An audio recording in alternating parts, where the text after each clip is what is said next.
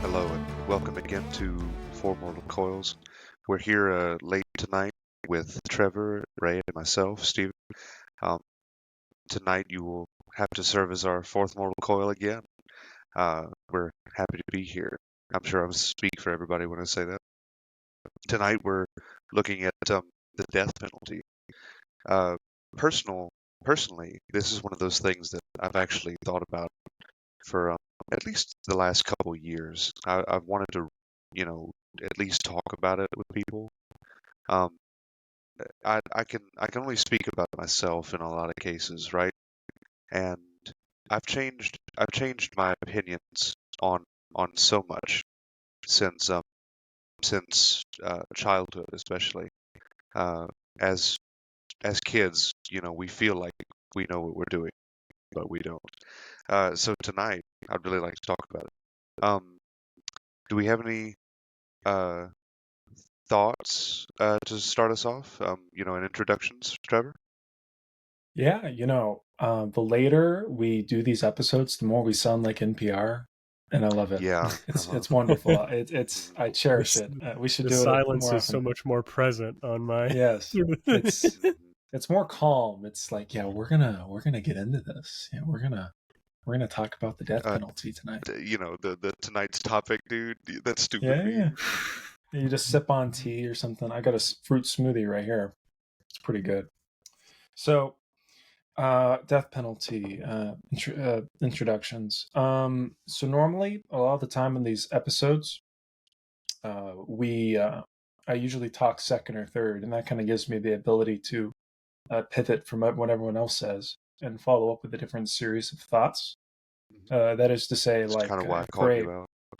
thank you. Yeah, me first. Yeah, just so I can be thrown out into the open. Like, I'm not just an affect. I'm like actually have to be a person this time. Um, yeah, normally I try to take a different viewpoint, mostly to get the conversation going in another way. And the reason why I do that, it's not necessarily because I'm trying to be like fake to you or like I'm just doing sophistry or something. It's because I've had both sides of the argument in my mind for a very long time. These are Exactly. important topics. It's necessarily part of the topic where if like Bray were to say something, I've had those thoughts that Bray has had at some point in my life. If it's such a general topic as we often are wont to do, and due to the fact that I had those thoughts, I also had the antithesis of those thoughts. They spin around one another and argue with one another in my mind. So I can innervate both if necessary, and so I often do. Why did I bring that up? With this particular topic, the death penalty isn't warranted. I also have changed a lot since I was a kid when it comes to this particular topic. But for the most part, for most of my adulthood, I have swung very hard one way on it.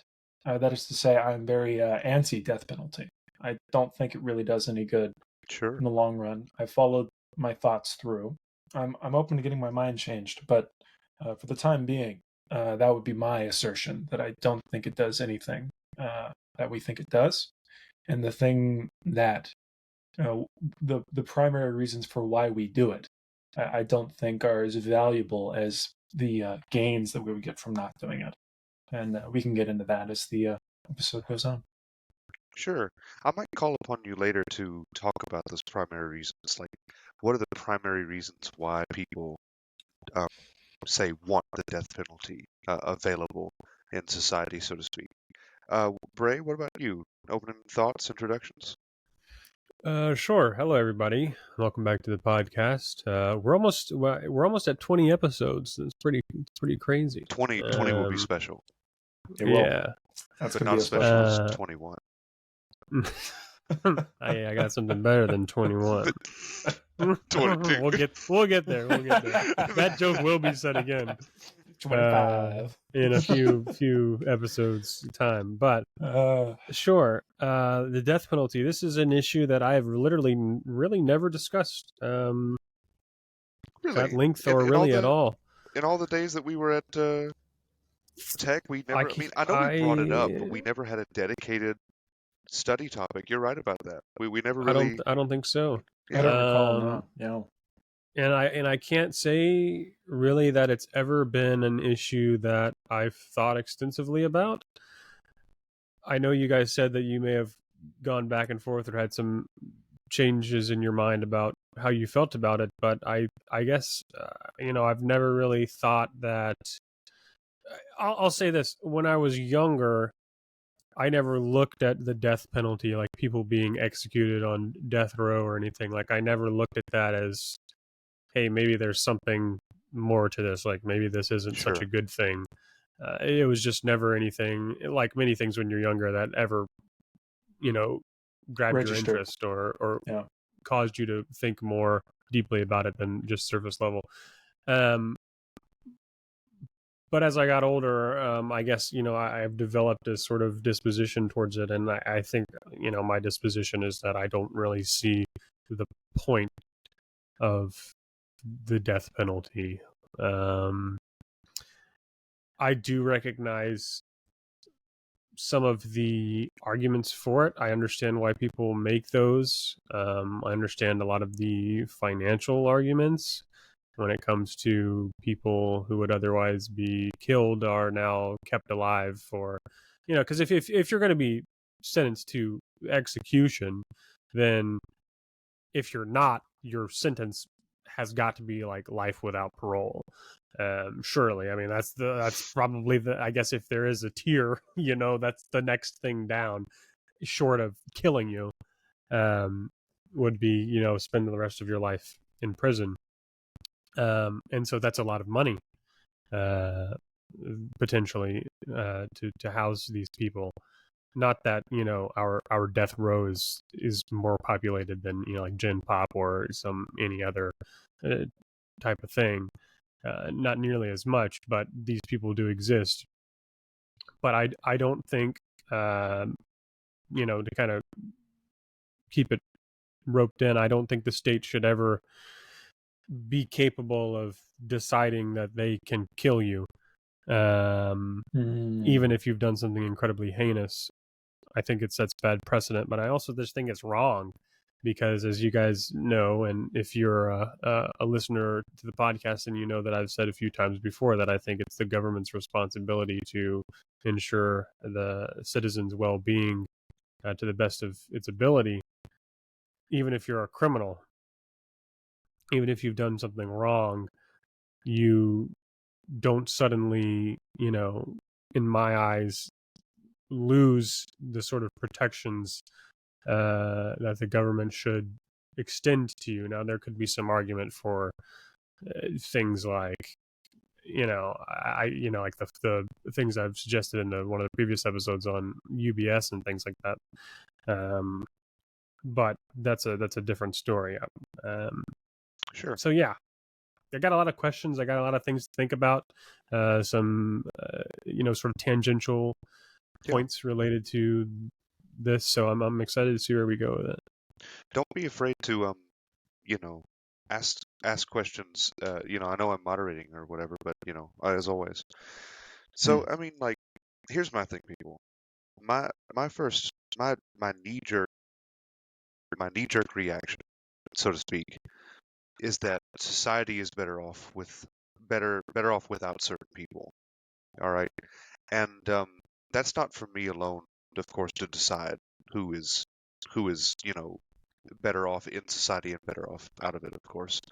But you know, if we as a collective decide that murder is one of those things that will get you thrown out of society on a permanent basis, then that's probably a good thing. I would definitely agree to that.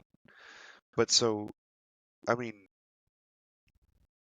my first thought on the matter is that if you deal in serious crime, and before I say any of this, of course, uh, we should say that, like, we should define serious crime, right? You would have to be hurting someone in my imagination or in my mind. Um, Stealing, like, almost, I could almost say stealing any amount of money um, from an individual would never get you killed. Um, in my my imagination again. I just can't see a situation where that would be so heinous that you get killed for it.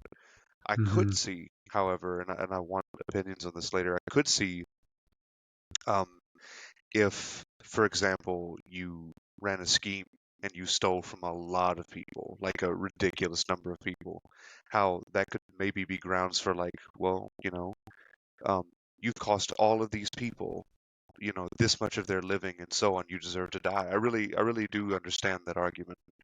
Um, but uh, I just, I don't, I don't know how to feel about it.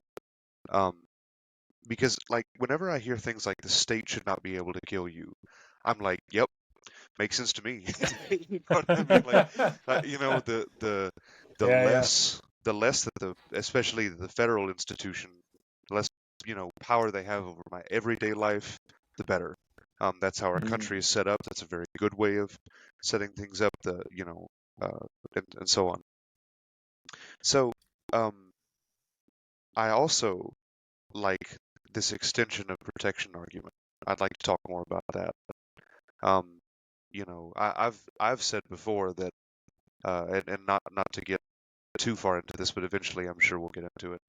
I think that before birth, humans are endowed with constitutional rights. So it's hard for me to square that circle.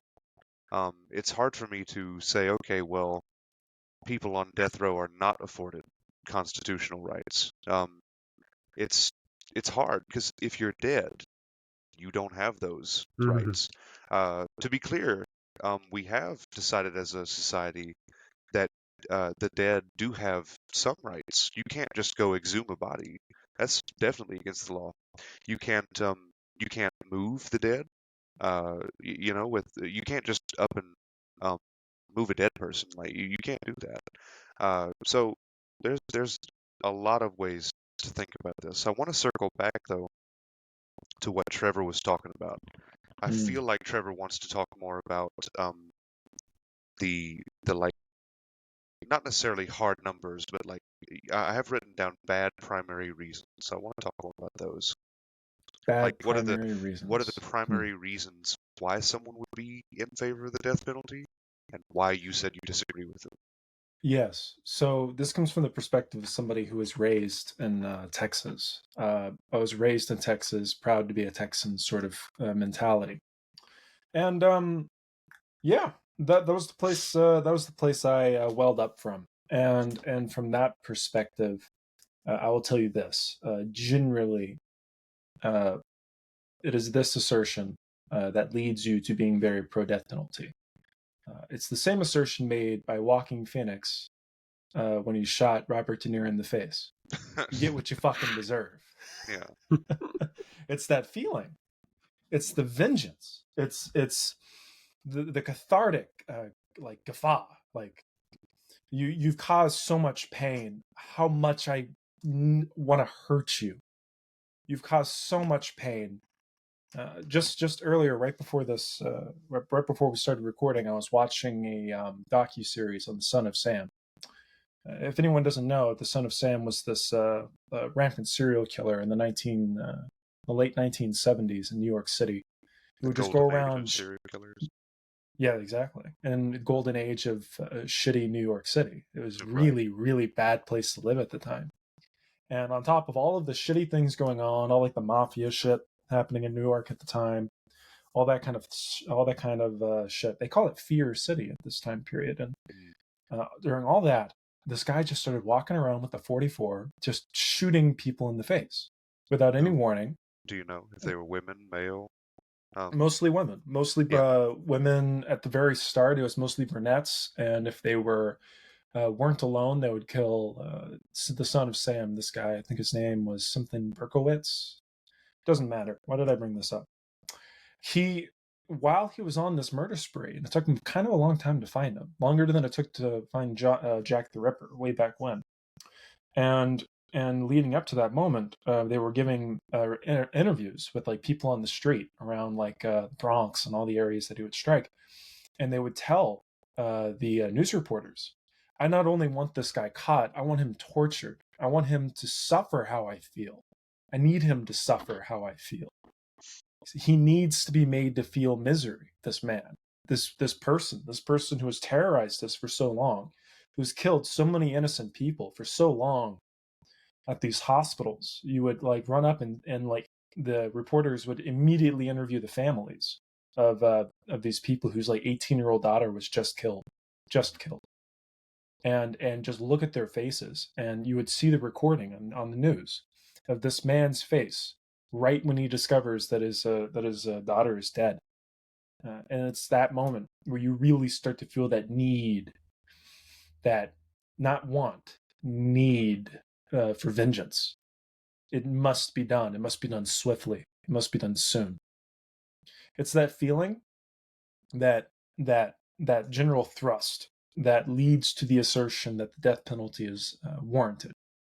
Now, when I say in my assertion that I don't think that the death penalty is good, it's quite complicated. It's more complicated than just that assertion. Like, for example, I think in certain points of time and in history, I think, given the thus and thus state of affairs, I think it is necessary. And I can get into what that means later. Basically, there are time periods in human history where it's just not tenable to just have a giant security prison for all of your murderers, or it's just not warranted. Like, I don't expect, if anyone, a little history moment here, in ancient Rome, there was this period during the late Roman Republic, this guy named Catiline attempted essentially to like overthrow the government at the time. One of the consuls of which was a man named Cicero, and it was referred to, and is referred to now as the Catiline conspiracy. And essentially, Cicero, being this politician, captured Catiline and all of his conspirators right before they would have pulled this big coup attempt. And they had no long-term way of confining these men in this version of Rome at this time period. They had no options. And they knew if they released them, they would simply just do this coup or do something to that effect. Or Cicero, try again, That's exactly. And given that situation, that time, that place, that moment, Cicero had them executed, and it would affect him later. But the whole point of that story is to say that in this point in history, it doesn't serve the American people, the United States in a sense, or really just any country in the world today as it moves forward into this developed world, to have a death penalty in this sense. It's not tenable given the alignment of the pieces on the board, the way that our current society is manufactured. I don't think it leads to a positive end. So you're saying that just to try and understand it, you're saying that in the modern day, the primary reason is vengeance, and that's not a good enough reason? It's not that it's not a good enough reason. It's that because in a blank room, it's a good enough reason. In a blank room, it's a good enough reason. If given the opportunity, if I sit here alone in a tribal wilderness, and someone has killed in cold blood my son, and that's just all that there is. My existence at that moment is vengeance. That's all I am. It's that scene from I'm gonna keep quoting Batman. I can't help it. I was literally. You have no idea. You've been thinking about that whole time. I fucking know it. Yes. I am vengeance. Although he doesn't murder, so it's kind of its own interesting story. Yeah. But you are vengeance in that moment. Now this is all in connection to a counterpoint. That is to say, that it does us no good to live in a state that is allowed to kill us. Both of you have already said this. I can't say it more than enough. I can't say it enough times. It doesn't. I don't think we should exist in a state where the state can kill us. I don't think that that's a thing that you want to have. That's not a door you want to unlock. That's not a seal you want to unseal. It doesn't put you in a good situation. That's the primary assertion. The secondary one is just things that follow after that. So I'm not very, other than vengeance, I'm not convinced by any of the arguments made by people who often are pro death penalty. For example, it's not cheaper. I don't know if y'all know this. Right. It's actually quite literally not cheaper to have the death penalty. We exist in a state of affairs where if you want to put somebody on death row, what happens at that point, from that point forward, is they then go through a very long and lengthy series of appeal processes, where this convict does whatever he can to get out of it. That's generally speaking the way that it goes. This is extremely expensive for the federal government to handle this, both in terms of the prosecution trying to keep him on death row, as well as keep him usually with like a public defendant, keep him represented. The entire process just costs the federal government money, Not considerably more necessarily so. just the federal government, right? Yes, well, that is to say the state. Yeah, the state, the entity of the state. 100%. And comparing that to a lifetime of room and board, believe it or not, the scale weighs incredibly to the former over the latter. And you may ask yourself, well, why go through all this appeals process? Why do all this? Why do all that? Well, quite an obvious one. Why would you want to live in a state that without any way to defend yourself, you are executed? Certainly you wouldn't want to exist in a state like that.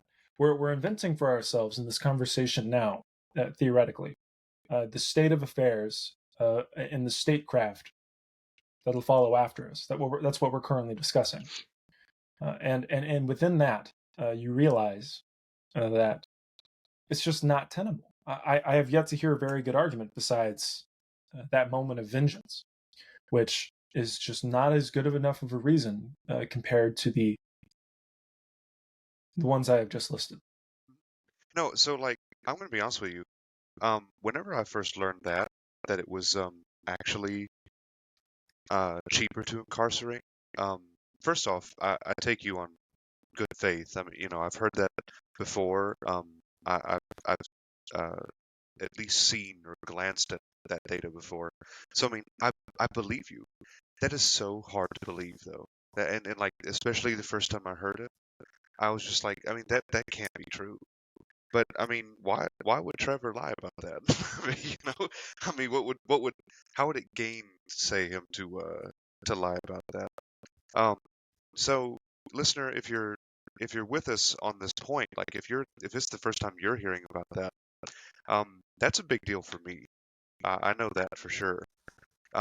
That almost puts it in the hole for me already, right? If it's more expensive to kill a prisoner, then why do it at all? Why make the taxpayer foot a bigger bill than is already necessary? A very good counter argument to that, Trevor, though, that I can immediately think of would be very simple. Why don't we make the process cheaper to kill an inmate, right? But I don't think that's possible. You have to pay that lawyer. That lawyer can't go without pay. And so what's far more, they as have to make a you, living yes, wage. Otherwise, there's no yes, point. certainly. And so you've come here with the presupposition that we'll keep the lawyers. You exist within that state of mind there, which is interesting. We have to. It's a right that cannot be. It's an inalienable right. It's literally what it is. I think it's a Shakespeare quote: "Death to all lawyers." Yeah, kill That's all the 1%. lawyers. Yeah. Yeah, first thing you do, you kill all the lawyers. It's or at least this depends on where you start from. Right. Is that? Nothing. Go ahead. Yeah, I was just going to say, it seems to me that insofar as you accept that we necessarily need to live within a place with the rule of law, where you are afforded certain protections, and we all want protection, sure, you have to afford those protections for these people. And just like that, we've re-entered into the same equation. The pieces on the board have now been set. The rook is here, the knight is there. You have your moves.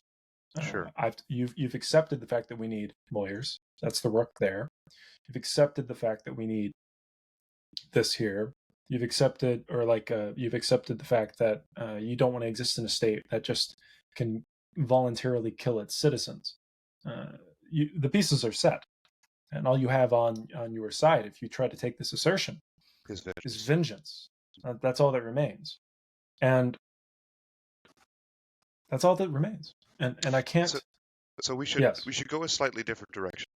All right. Hmm. Now that we've kind of gotten that part of the argument out of the way, right? And stop me if you feel like this isn't a good idea. But we could also talk about, like, let's just say for a moment, let's pretend as though it was cheaper to kill an inmate rather than to incarcerate. What would qualify someone to receive the death penalty? What what crimes, what sins do we think means that a person should die?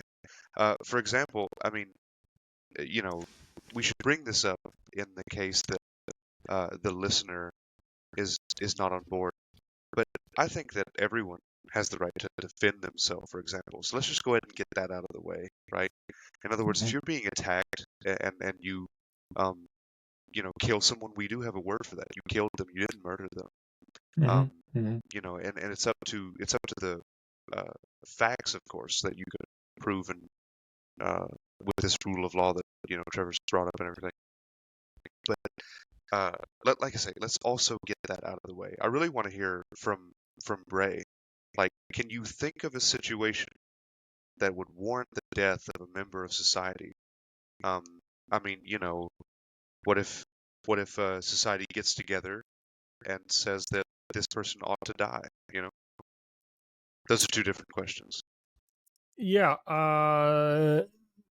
No, I've been thinking about that. I've been thinking about different people and individuals that have done pretty crazy things and all of that. I literally have written down, would we give Hitler the chair? See, no, that's exactly my thought before the podcast.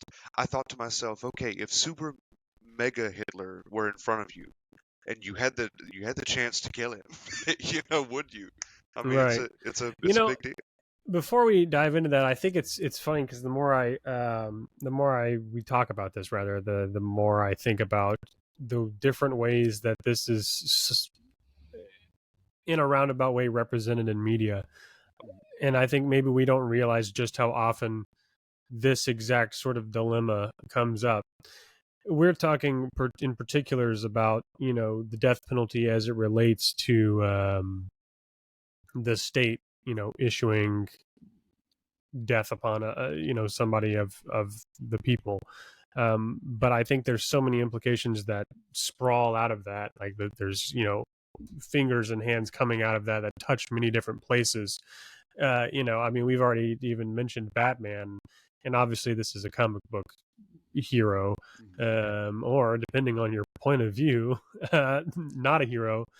And I think that's what's so beautiful about the character, is that it can be kind of morally gray. Now, obviously, many versions of Batman do not kill anyone, but the point still stands that this is somebody who is a vigilante that will do what the state will not in some cases.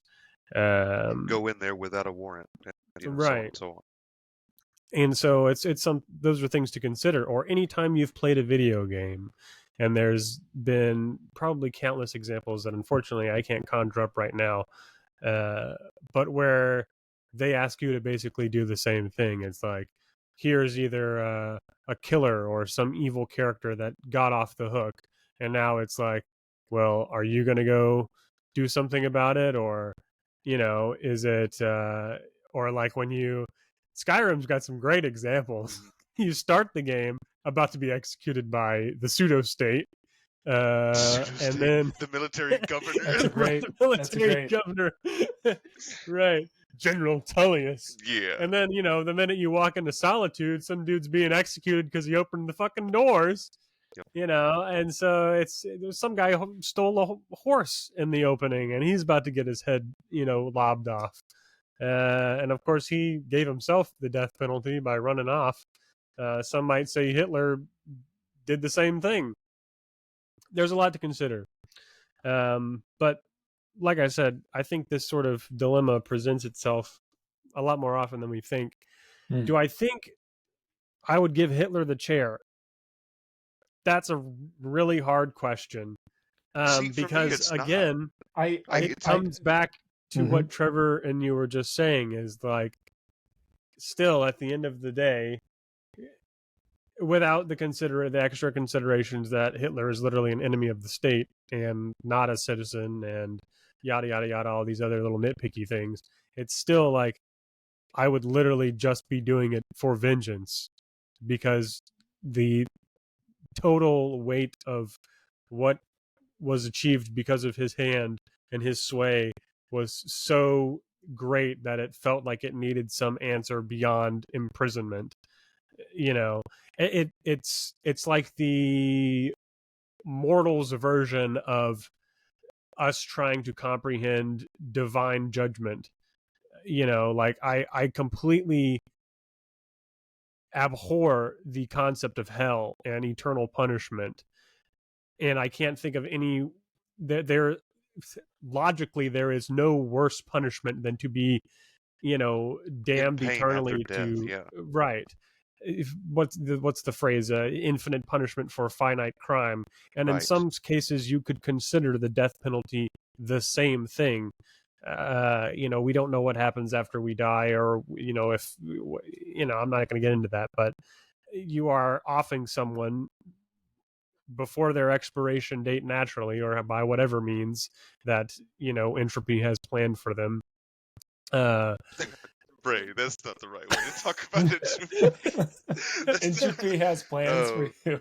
oh man. uh, No. yeah. So the only Anyways. no the funny thing I want to mention right there, just real quick. Keegan and I were going down the road the other day, and he was talking to me about entropy, and he was asking me about it, and so on and on. And I wanted to say real quick, that it's just really funny, like a big coincidence that like you and he were talking about like the same thing, like literally yesterday. But anyway, so no, Yeah. I love that wording, infinite punishment for a finite crime. I mean, as a society, we do all agree it's literally in a constitution. You can't be overpunished for something, and it's kind of up to us what counts as being punished more than your crime. Mm-hmm. I mean, I'm a big. These are my thoughts, right? Let's say that we incarcerate someone. Um, they go on the felony list or whatever, however, like whatever you call that. But the point is that if you commit a serious enough crime in this country, in America, you get put on a list, and you no longer have access to all the same rights as other people. I like really disagree with that. I think that your punishment should be like Gray just said, finite. Like, here are the terms of your punishment. After that, you are a free person. Mm-hmm. I see. So So Yeah. are you it's so hard. specifically talking about like convicts who like lose their ability to vote, for example, after Yeah, they've they been can't convicted? vote, they can't I own see. firearms, and so on. I Hmm. just feel like if free people can own firearms, that that it should not be a condition of punishment to infinitely deprive them of their rights. I saw something about that when I was looking at things for this topic, and I want to say something too, just before we move on Yeah, from that yeah. mention that I made earlier of the infinite and finite crime thing. There's one thing to consider here, is that if we take a step back and say that giving someone the death penalty could be considered in this whimsical, scenario to be an infinite punishment, would we then not necessarily say that the actual act of them killing someone was not also an infinite crime, I was going to bring and that up. therefore the punishment would in fact fit the crime? Um, Hmm. Something to Hmm. So consider. maybe But maybe it could be said then that the idea that we're formulating here is that maybe it could be the case that murder is really your only crime that will get you the death penalty. Me personally, like I wanted to talk at some point, and we'll get back to the point at hand. But I want to talk about dispassionate justice at some point, because we keep talking about vengeance, right? But in matters that I'm not in close proximity to, such as the Holocaust, I view it as dispassionate justice. And so, very dispassionately, we could say they've made an infinite crime, so they must be punished in an infinite way. Are we talking Or, about you know, a clarificatory question? Are we talking about the Nuremberg trials at this point? well, not necessarily. I'm just saying in general Huh. that, you know, first off, I like the idea of weighing punishment and crime. That's something we hold dear. That's something we cherish. And so we really do need to ask the question, does their crime warrant death? That's what we're here to talk about. And so um, what I'm trying to say is that maybe murder is the only thing that could be considered, right? But what about rape? I mean, they have deprived someone of their autonomy. That's a very big issue. What about uh, I can't think of another example right off the top Well, of my you've head. definitely labeled the two big ones. So I Yeah, mean, yeah. we've leveled the field here. I Well, mean, from Stephen, you're there, forgetting one of the most heinous crimes in all of America, and whatever that you're about is to say. possession of marijuana. Oh yeah, for sure. Oh no. There we I go. remember the third one. I thought this out earlier. Um, it would be murder, rape, and destruction, like bad destruction. So if you burn down a hospital, you probably deserve to die. I mean, if you burn If you down a can, yeah, courthouse, you probably deserve to die. if you could As burn long down as, yeah, go ahead. if you could burn down an entire hospital and cause no fatalities, and that is your only crime, then that you are a wizard, is what you are. I don't Right, know how right. you, But I'm just saying, like in yeah, the hypothetical that you uh, destroyed so much property and no human life was lost, you probably still deserve death. You don't fit in society. I mean, like, it's just stuff. It's just stuff. I It's no, see, I items. agree with that. I agree with that. But that stuff is the Mm-hmm. product of like, first off, limitless human ingenuity, Mm-hmm. and well, not limitless, unbounded, let's say. Mm-hmm. And then two, they're so like to build a single building takes so much from so many people for one Mm-hmm. jackass to completely destroy. It's You not know their okay. It's minds. not right. Yes. And So you're now, saying there could be like a potential like limit, like a threshold yes, that could be crossed of resources, yes. Well, so essentially. like I want to If bring up somebody blew up the international seed vault. right. If so, if like the let's say in this wacko world, 9/11 happened, but nobody died. They Mm-hmm. destroyed the World Trade Centers. It's like, Mm-hmm. well, if they didn't already commit suicide in the name of the deity, then they probably still deserve to die. You see what I mean? Like, Well, you know, they that's deserve. Mhm. So yeah. you know, actually, this reminds me. It's funny. It's We should amazing you just definitely brought that invade up. the Middle East. Yes. Um. So the one. Spend our inheritance on a Yeah. war Yep. that can't Sorry, be won. Yeah. Trevor. Go ahead and just blow out our stuff on another one. What's another 20 years? I can always go again. 9/11 2 electric boogaloo. That's right. Oh, I'm a So terrible person. wild you bring that up, this whole thing with 9/11, because when you first brought up the whole destroying buildings for and like the assholery of that is one individual can just kick down the sandcastle. You know, uh, I literally was, as soon as you brought that up, I was thinking about my grandfather, my pop, who is from New York, upstate New York, and he knew people who had literally built the Trade Center, the World Trade Centers. Like he had quite literally knew people who built the Twin Towers. He had like stories of like people where like at like he was at like a bar where people who like built it were at, and they were like so proud of the work that they had done, and then it all just went tumbling down. But even still, like even taking that, I can never pronounce this word, Anecdotal. Anecdotally, anecdotal. Well, thank you so yeah. much. Without that, without even with this story in tow, I don't.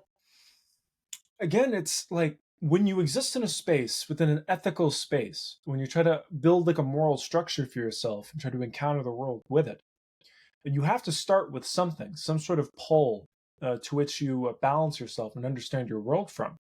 And I can't help but say that the only thing I can build my world around that makes sense to me isn't the potential of things, because that's convoluted and complex, like the potential of things to be useful to us or what it's used for, but are just around those things which experience, that is to say humans.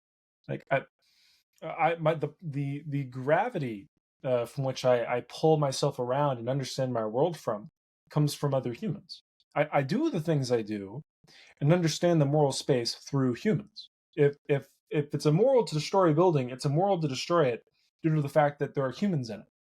Now, in terms of like taking of a life and that sort of thing, I can't see an argument. Again, I'm already not pro death penalty, but if we were to think of reasons that are viable, I just cannot put property within that purview, because again, it's just stuff. It's And meaningless. I agree. I agree that it's Certainly, just certainly. stuff. But I want It's to put just, it. yeah. I want to frame it this way. I Hmm. want to frame it in a way that I almost feel like Bray would kind of resonate with. If you, let's say that you were the architect for the World Trade Center, or like the person in charge, okay? And in this wacko world where 9/11 still happened and all that jazz, but no one died. Why do a few um uh just absolutely just off the wall batshit insane people, just a couple of them, like a handful, get to decide to destroy so many people's like whole life's work? I mean that's their entire like uh, uh if you could call it a soul, right? It's like their entire reason for why they did what they did as a profession, you know, is in that building, and they just get to burn it down. And um, I just Yeah, it's hard. and I, I, I do understand the sentiment, and I'm going to bring this somewhere that it's going to be a little bit fun. I was thinking about saving until the end of the episode, but I think Sure. we should just jump into it anyway because it's fun. I think I totally understand the resources argument, and I think you can take that to all kind of extremes. Like if somebody could snap their fingers and delete penicillin and everything we knew about penicillin tomorrow or something, like that would be terrible. If all of a sudden something like that, or I think there's a lot to be said, maybe in another conversation, about the long-term actions that are being taken in relation to the climate. Sure. And like I said, that's another conversation because that can Climate go crimes, yeah. any number of directions. Like the BP oil spill, like what the fuck's going on there? Like now, I'm not pointing any fingers and saying somebody needs to die because of it, because I think when it comes to resources, we're still talking about vengeance. We're still talking about, we're just super pissed that somebody screwed something up so bigly that we just need to give them the worst punishment we can think of. Now, I want to throw a little curveball out and Sure. give a consideration that may not be considered vengeance and may be considered precautionary. And these are from pop culture. These are fictitious examples because typically when we have somebody we consider either an enemy of the state or somebody who is a bad actor in a scenario, and we incarcerate them or want to incarcerate them, once we Punish have them. them, they pretty much can't do anything. It's not like somebody who's in prison is generally any threat to people outside of the prison. But we are talking about state-sanctioned death, and there's some more examples, like real examples, that I have that we can maybe get into in a little bit as well. But I was thinking about these two scenarios that we can tweak a little bit. But take scenario one: Star Wars Episode 3, Revenge of the Sith. hang with me, stay with Yeah. me.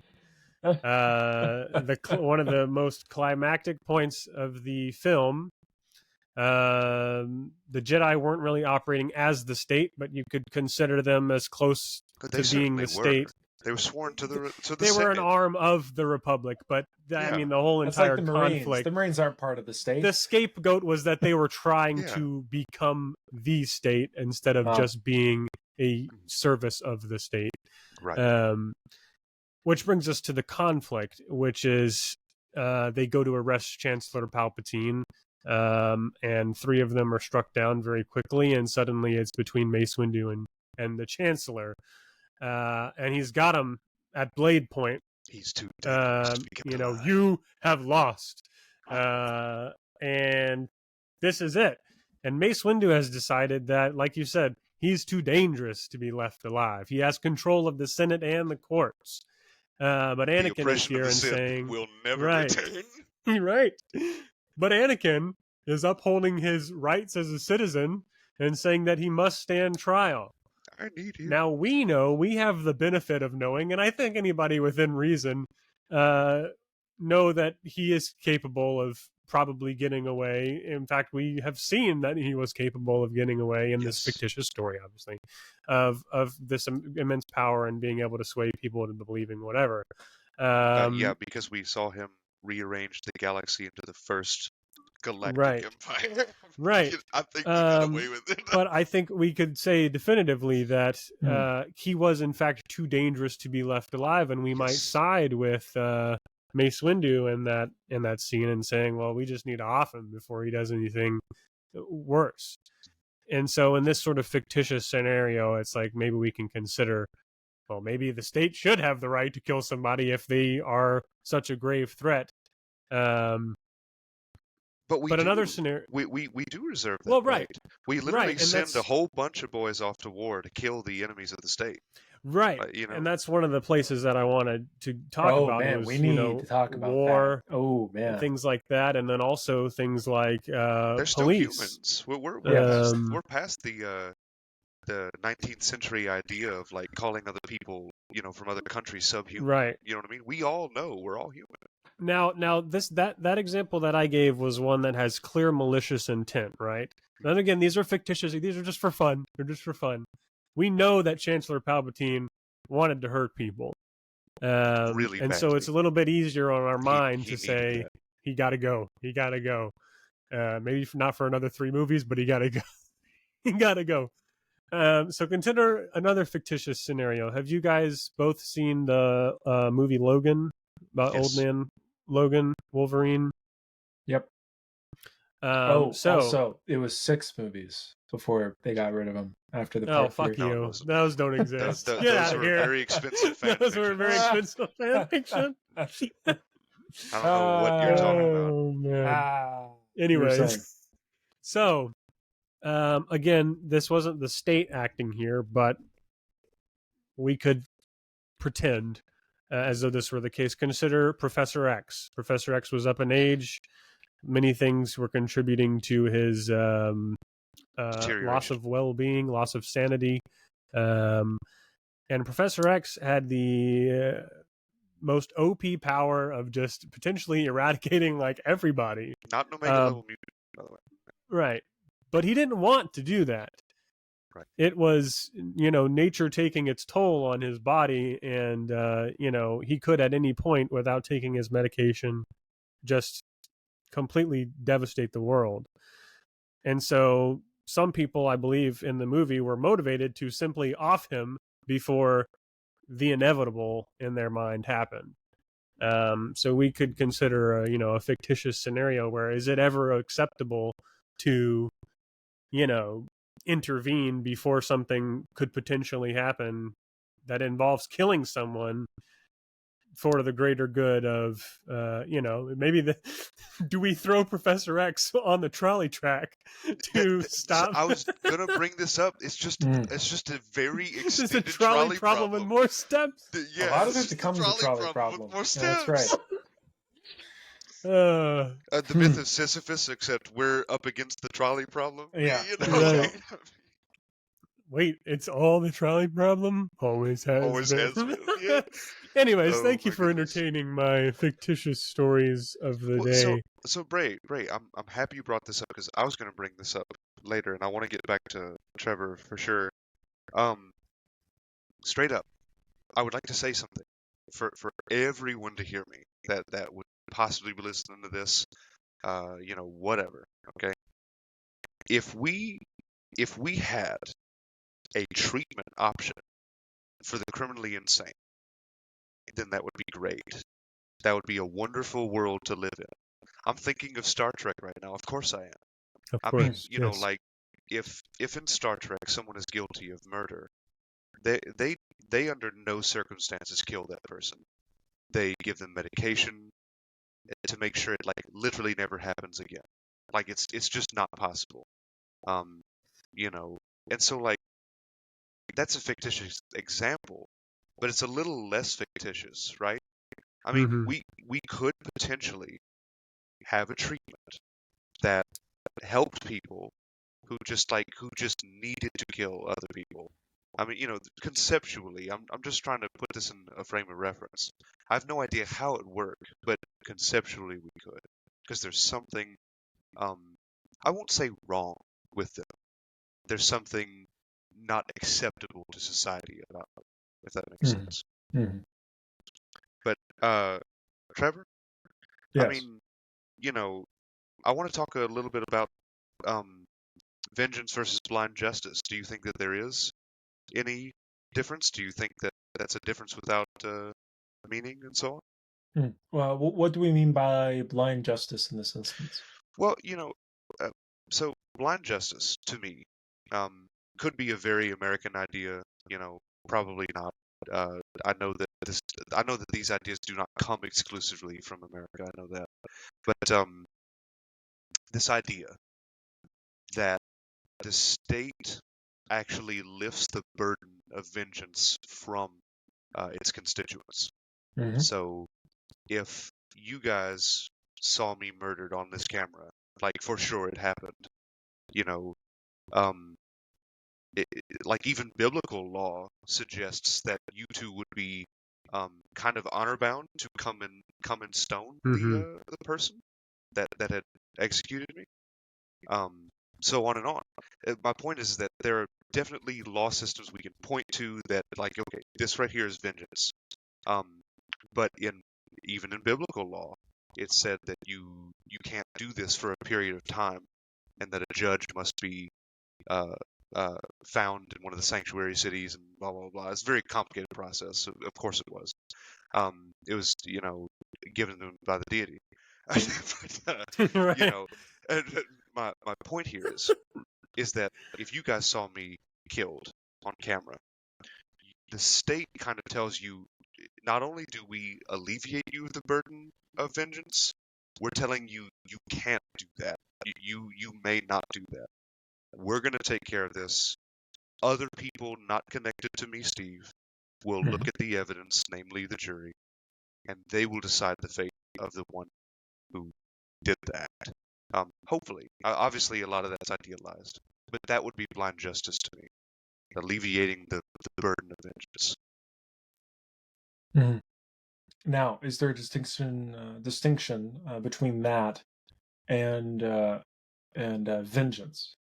Was your initial question. So, Because you guys keep talking about it that way, yes. like justice is just vengeance on a large scale, and I don't think I agree.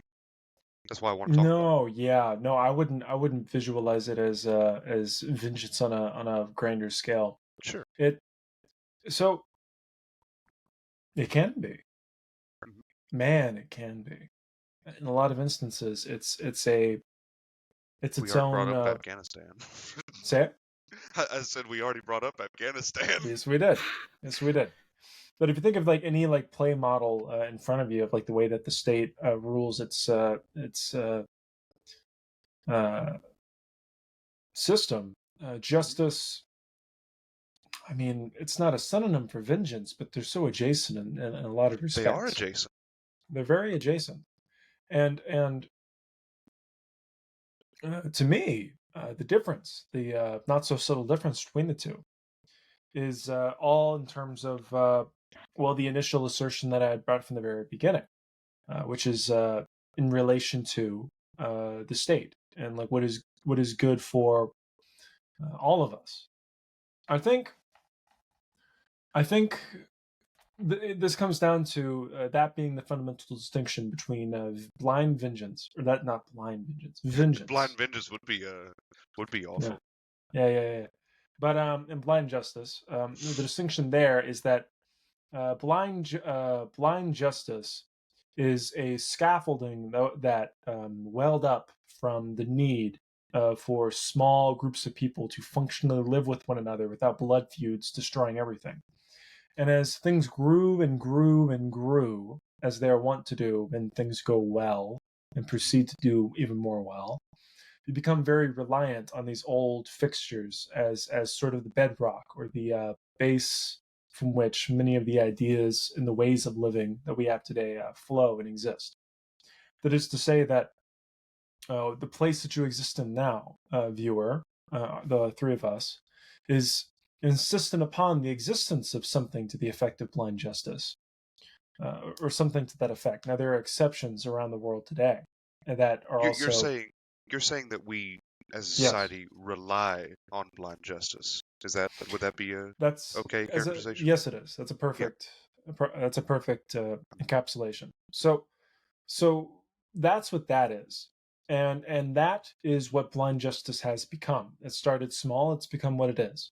It's the efficacy for why it exists has changed throughout the millennia that's gone by. It's gone from the deity, a phrase we use often, to To get that uh, yeah, Hitchens quote up.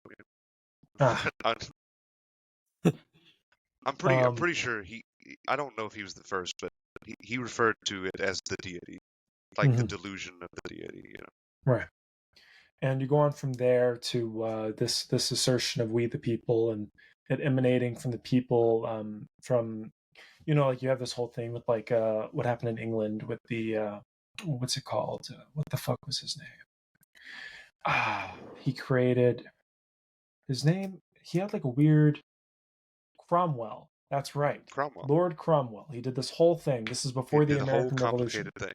Yeah. He did a whole very complicated thing where he came in, and it's during that time and that you see like the instigation of the first ideas of the, like, not the rights of man per se, but the idea that that the political righteousness, like where the right comes from, isn't ordained from the deity into Or the the monarch. king figure. Yeah. It's not top down; it's bottom up. It's a decision made by the populace as to what reason it is that they are ruled. I have seen the Fundamentally Magna Carta. ground-shaking idea. But I bring all this up to say that the positioning from which you derive efficacy for it has changed, but it has remained in essence the same. This idea of blind justice, or at the very least, the ideal has remained the same. And it is something that we have scaffolded ourselves onto in order to understand and engage with reality. Our state of affairs now subsists upon it. So, comparing this thing I've just surmised, to vengeance, well, therein lies the difference. If I go in, let's say Bray is horridly killed in exactly 10 seconds. Shall we pray? I'm just Don't okay. you dare. So, My final moment. so let's say that happens. It would be not only incumbent upon me, like if you want to talk about like society, but also like if we existed in like a place without like blind justice, to do that. So that's one way of looking at it. But it's quite literally my entire being, my entire character. I just heard a door creak open and close on Bray's lying there. It's startling. I know my brother But just walked in. I was like, man, that would have been perfect. goddamn, it kind of was. That I was like, hitman, oh, well, Goddamn. Yeah. So I have to avenge Bray at that moment for my entire character. In the same way that I can't just ask you for money, Stephen. It's just against who I am as a person. I can't just ask you for money. It's against what I am, or at the very least in most situations. There are some circumstances where I think might call at people and ask for money. I could think of some. But in this present scenario, who I am right now, it's against my own person to ask you for money. In the same sense, it's against my person, who I am as a person, to do nothing if that happened. So I see the deriving character of vengeance, but therein lies the difference. That is to say, that if everyone goes around committing to vengeance like that, in that sense, if there was no blind justice, it all dissolves. The true. scaffolding that we exist within dissolves. The state that, not the state as in the United States of America, but the government structure from which we have this entire system around us, where we're able to like stream video feeds at one another wear outfits and microphones and talk about things and discuss neural networks and AI occasionally. This ability that we have now uh, is contingent upon there being such a thing as blind justice. And just like that, you see the fundamental issue here, why there is in fact a difference. You can't just go around committing to You're vengeance. saying, of course, Mm. that most of society is predicated on justice, and that's Yes. very true. You can't have one without the other. I agree with that for sure. So you did raise something earlier that I think is really concerning.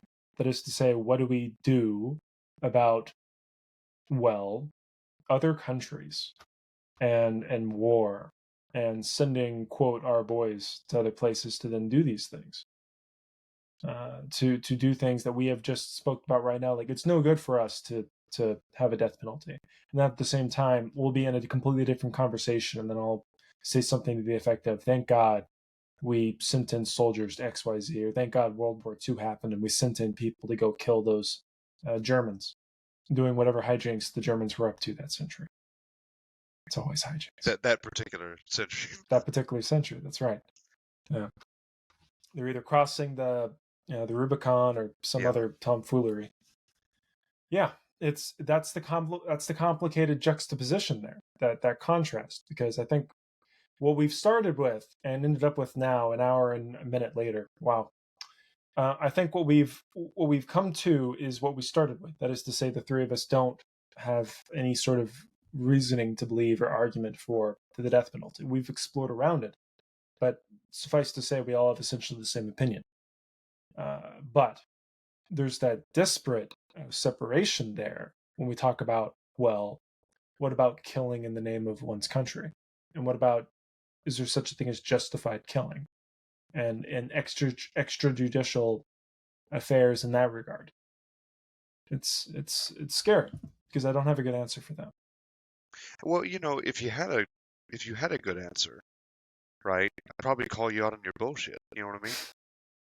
In other words, if you had an answer that was just really plain and succinct, I'd say, well, Trevor, you probably don't know what you're talking about.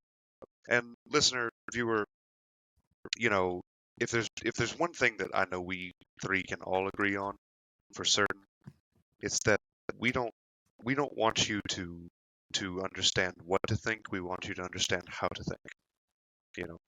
And so this has been a very thought-provoking episode. I think we'll go ahead and wrap it up there. What do you say? It's a good idea. I think it's midnight y'all's time. I think y'all people need to go to sleep. Yeah. Well, so this has been Four Mortal Coils. Mm-hmm. We'll go around here in a moment. I really like how Trevor put it, though. If you feel the same, let us know. Join the Discord. Put your comments down. I mean, tell us how you feel. Should Hitler get the chair? Yeah, should Mega Hitler get the chair? Or your choice, honestly, at this point, pick your poison. Pick insert literal person poison, you don't like. or, yeah. I feel like poison's probably not harsh. Anyway. What I'm trying to say here, of course, is that, like, if you feel the same way that I do, or the same way that we kind of generally all feel, us three here talking, it's like we understand the death penalty. We just don't all the way agree with it. I mean, I feel like anyone should be able to understand it. And to leave my comments on a good quote, it's the mark of intelligence to understand an axiom without accepting it. But anyway, let's go the other direction this time. Bray, any closing remarks? Yeah, sure. So I would say, in regard to the topic, kind of something that I'm not sure, I can't recall if I did make clear all the time, but I feel whenever I would try to talk about ethics back in the club days, that I wanted to make clear that nobody has ethics figured out. It's not like we've got our stuff set in stone or anything. Like, this is a constantly developing thing that we're just these simple minds trying to make sense of how to treat each other.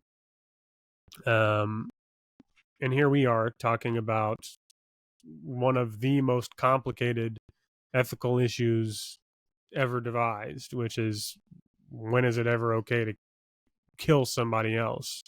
and should the state be allowed to do it? So yeah, I think it's definitely a question. I still remain in sort of my I still remain in the same sort of spot. Like I just don't agree with the state having the ability to end anybody. It really starts to get shaky when we talk about stuff like Hitler and serial killers and people who are just like, if I could have the knowledge that if we didn't do this, that this person, if they had the potential to do it again or get out and do it again, or if they were Chancellor Palpatine for, things get shaky. But I don't know, maybe, there's one of those things that we won't know until I walk into the gates of solitude and have to decide whether or not I'm gonna get 1,000 bounty for killing all these people and saving the guy's life, or what. I mean, if you think about it, Ray, Palpatine is Mega Hitler. All right, because the Empire came around and suppressed and oppressed like every non-human species, Yeah. Support. Yeah. But anyway, Trevor, lasting remarks? Passing remarks. Nothing I could really recall. I think we ended up beginning and ending with the same arguments. Which, it's this is one of those things where it's voice quite. It's nevertheless good to voice them, make sort of feel them out. Yeah. So what Bree said just there is like ethics aren't figured out. He could be right. At the very least, the things that we're arguing about certainly aren't figured out. But sometimes the presupposition that a lot of people bring to the table is it's out there. It just needs to be found. Like it is, and then I need to go find it. That's sometimes the one of the presuppositions that some people bring to the table. I wanted to I had that thought when it was mentioned. I thought I'd bring that up. That's not to say that I believe it, but I do think that might be worth mentioning. Yeah, I think it'll be a good topic to very soon go into and discuss the separation effect between types of killing. As scary as that is, I think that's the main separation we have here, and it's worth exploring. Yeah. Okay. Well, our dear listener, our fourth Mortal Coil this evening, I'm happy you joined us. As always, thank you for listening. Like, comment, and subscribe. And take care of each other, all right? If you don't get into serious trouble, you don't have to worry about the death penalty, right? But that being said, hopefully you live in a place with good law, all right? Take care, people.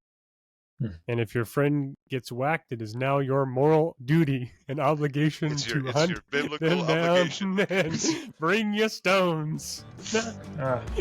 Great cut, great end.